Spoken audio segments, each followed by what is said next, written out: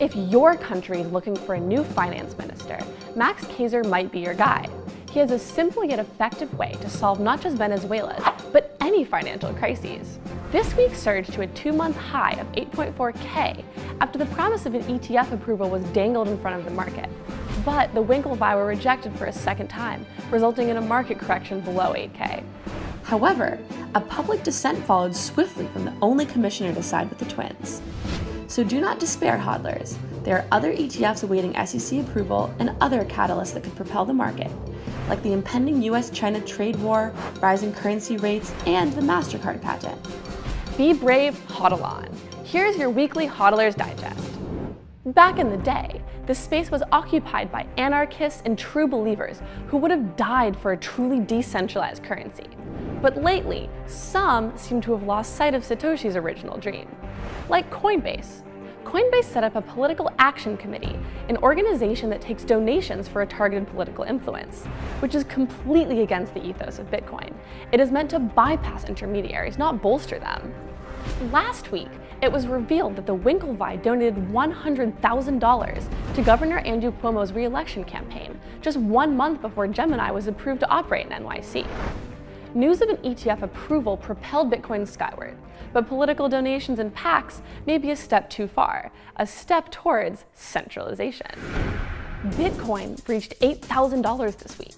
People were bullish again, and for good reason. MasterCard secured a patent that would allow customers to make purchases with crypto. BlackRock is looking into blockchain, and Switzerland is becoming ever more crypto-friendly. And Warren Buffett is releasing his own crypto backed by McMuffins. Don't quote us on the last one, guys, but come on, $8,000. If it is approved, the crypto market would enter a phase of compliance, which could lead to a more mature market and mainstream adoption actually becoming a real thing. In 2003, the Rothschild and Deutsche Bank introduced an ETF for gold, and the precious metal shot up 300%. So not only would Bitcoin recover from its downward trend, but it could even breach $22,000. Alas, the Winklevi were rejected for a second attempt at an ETF, and Bitcoin fell back below 8K. The SEC cited problems with investor fraud and the fact that 95% of trade is conducted on non-US based exchanges. Enter our new favorite commissioner. Sorry, Commissioner Gordon.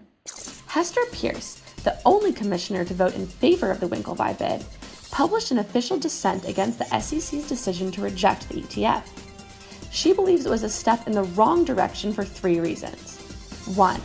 It focused on the underlying Bitcoin market, not the derivatives themselves. 2. It will inhibit institutionalization of the Bitcoin market. And 3. It shows a skeptical view of innovation.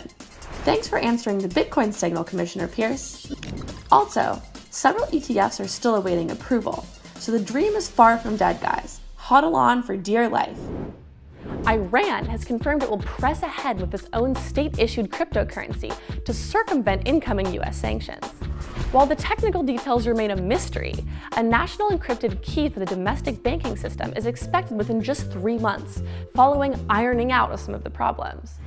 Iran's authorities had previously come out against crypto. In April, they banned banks from dealing with cryptocurrencies completely. Following in the footsteps of Venezuela's Petro, Iran appears to be looking to blockchain to circumvent sanctions, like the complete ban on acquiring US dollars, which comes into force in August. Is it a bird? Is it a plane? No, it's blockchain. Blockchain will save the world. Speaking in China, former JP Morgan Chase VP said blockchain may be the key to avoiding the next global financial crisis. Peng Huadong, currently an advisor at the Asian Blockchain Institute, said that his experience at JP Morgan during the peak of the 2008 financial crash led him to think that blockchain could be the pivotal technology for establishing both transparency and trust in the global economic system. He spoke of transparent systems without intermediaries as the key to radically reducing global financial risks, establishing trust mechanisms at the lowest cost. China remains tough on crypto, but blockchain, on the other hand, has been gaining traction within political circles. The Chinese president openly praised its potential this spring. And recently, the deputy director of China's IT ministry urged the country to unite forces to foster blockchain as a core technology for the new digital economy. Kiwi CEO Sergey Selinin revealed that an ex-employee used company payment terminals to mine Bitcoin all the way back in 2011. This unnamed programmer, let's call him Gilfoyleski, managed to mine 500,000 Bitcoin. That was $5 million then, almost $4 billion today.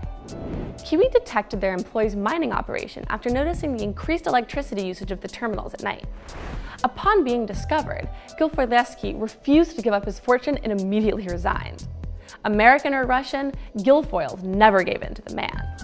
Salinan realized that it would be more profitable to use the terminals to mine Bitcoin than their original purpose. But 3 months after they set it up, Kiwi's computing power was already insufficient. Unfortunately, Gilfoyleski wasn't able to drive off into the sunset. All of his Bitcoin has been mysteriously lost, claimed Kiwi. Seems legit. Did you make fortunes 40 under 40? Alas, I didn't, but I'm only 24, so I still have time. This week, Fortune magazine released their list of the 40 most influential figures in global business under 40 years old. Unsurprisingly, Instagram's Kevin Systrom, Airbnb's Brian Chesky, and Mark Zuckerberg were included. But we don't care about boring billionaire centralized normies. We care about the crypto heroes, and we weren't disappointed. Not one, but 5 prominent crypto names were featured: Ethereum's Vitalik Buterin, Coinbase founder Brian Armstrong, Telegram founder Pavel Durov, and Robinhood co-founders Bajit Bhatt and Vlad Tenev. The prominence of crypto has even justified Forbes creating a richest in crypto list. Names include Binance CEO CZ, Brock Pierce, and, of course, Armstrong and Buterin.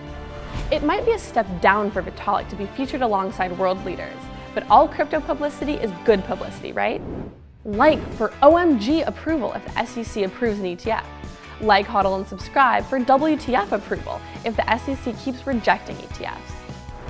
Cointelegraph. Like, subscribe, and hodl.